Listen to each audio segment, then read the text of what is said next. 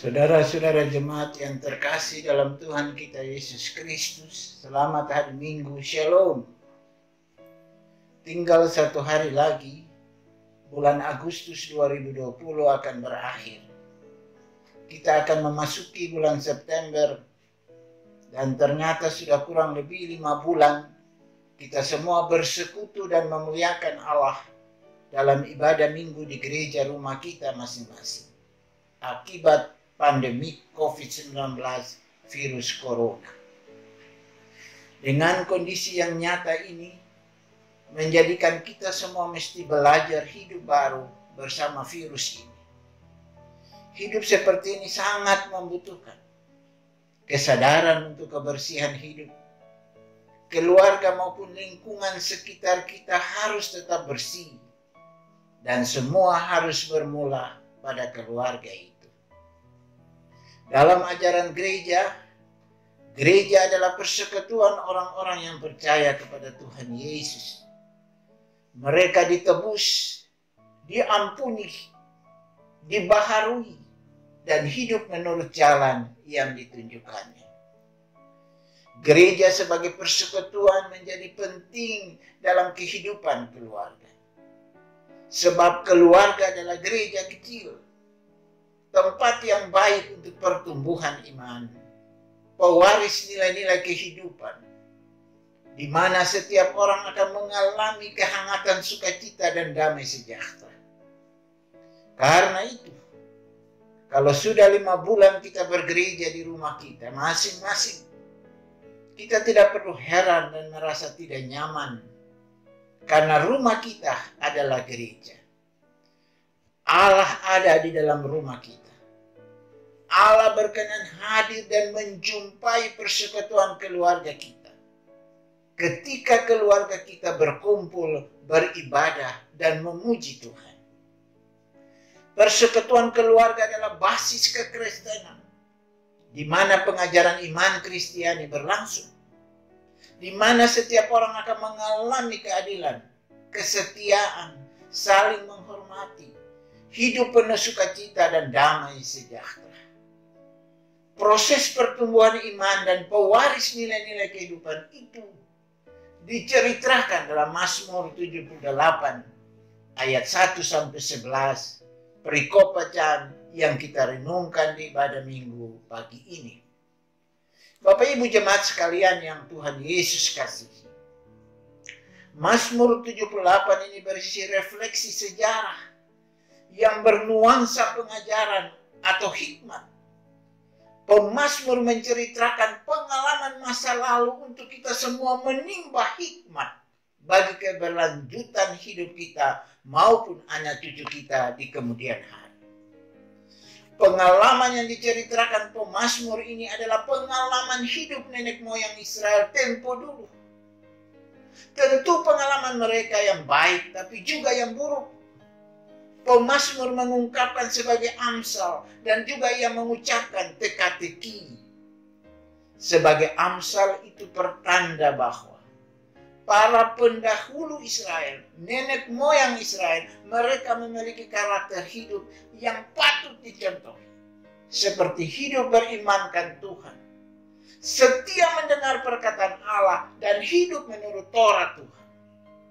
Dan yang dimaksudkan dengan mengucapkan teka-teki dari zaman purbakala adalah sebetulnya pemazmur mau menceritakan pengalaman hidup para pendahulu Israel yang tidak baik, yang menjadi pelajaran untuk kita tidak perlu menirunya.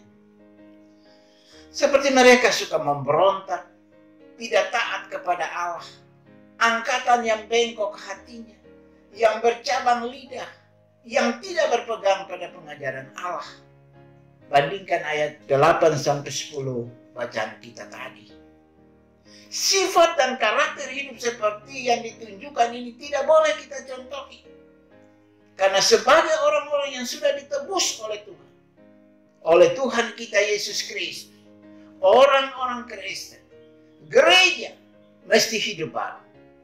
Hidup taat dan setia kepada Allah di dalam Tuhan Yesus Kristus. Taurat atau firman Tuhan harus dibaca, direnungkan tiap hari, dan melaksanakan Taurat atau firman Tuhan itu pada kehidupan nyata tiap saat. Nasihat, anjuran, pengajaran, dan petuah yang disampaikan oleh Mazmur 78 ini bukan sekedar mendengar atau sekedar tahu saja. Tapi hikmat, wejangan, dan anjuran Mazmur ini mesti disimak, dihayati sungguh-sungguh, dan dipraktekkan, dilaksanakan secara sungguh-sungguh oleh setiap orang Kristen.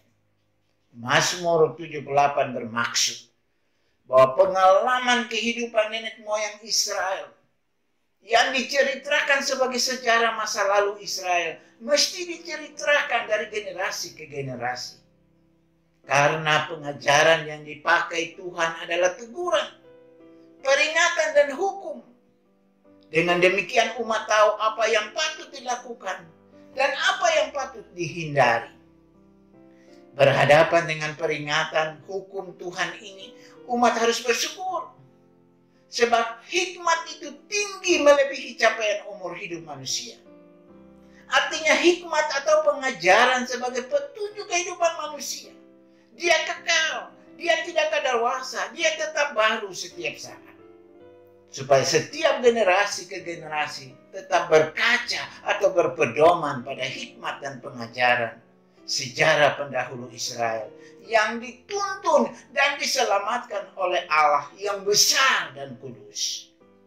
Ibu dan bapak jemaat yang Tuhan Yesus kasihi, dengan mengemukakan sejarah kehidupan pendahulu Israel ini, kita semua dapat memahami bahwa Tuhan sebagai Allah selalu menyertai perjalanan hidup Israel. Dan Tuhan yang sama itu juga tetap menyertai gereja dan umatnya dari masa ke masa.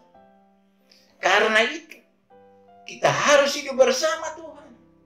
Saling setia, saling mengasihi, dan menjadi berkat bagi banyak orang. Cerita pengalaman hidup umat Israel ini mesti menjadi pengajaran berharga bagi kita semua. Dan jangan menjadi konsumsi para pengajar dan orang tua saja. Tetapi pengajaran ini mesti diceritakan orang tua kepada anak-anak dan cucu-cucu mereka. Dan pada waktunya mereka juga akan menceritakan kepada generasi berikutnya. Sehingga anjuran, didikan, dan nasihat Tuhan ini menjadi ajaran inti kekristenan dari masa ke masa. Ibu dan bapak jemaat yang Tuhan Yesus kasihi, persekutuan keluarga adalah basis kekristenan, di mana pengajaran iman Kristiani berlangsung di situ.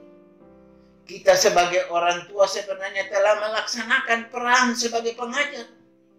Peran ini harus terus dilanjutkan sebagai misi Kristiani yang luhur, dan dalam keluarga pembelajaran ini harus berlangsung terus-menerus. Agar keluarga memiliki iman kepada Tuhan Yesus yang teguh, tidak goyah, walaupun banyak kesulitan dan kesukaran yang kita alami dari waktu ke waktu.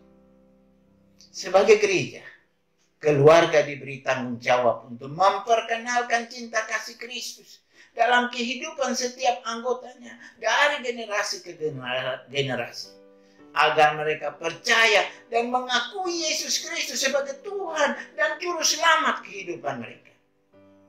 Itulah misi utama dari gereja Tuhan yang berlangsung di keluarga.